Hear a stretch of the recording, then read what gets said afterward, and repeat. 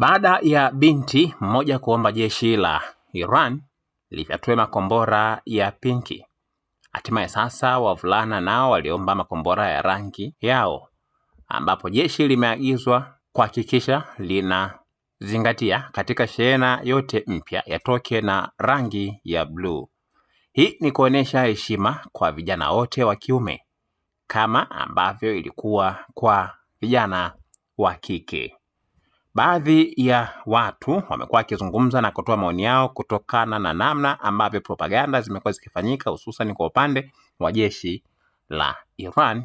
Na hii ni mara baada ya hivi karibuni watoto wa kike wakionekana kuomba kombora ambalo lina rangi ya pinki.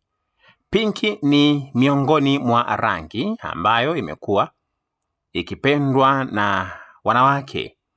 Hivyo kitendo cha kufanya hivyo, jeshi lilitii amri kutokana na namna ambavyo wananchi wa Iran wamekuwa na uzalendo katika nchi yao.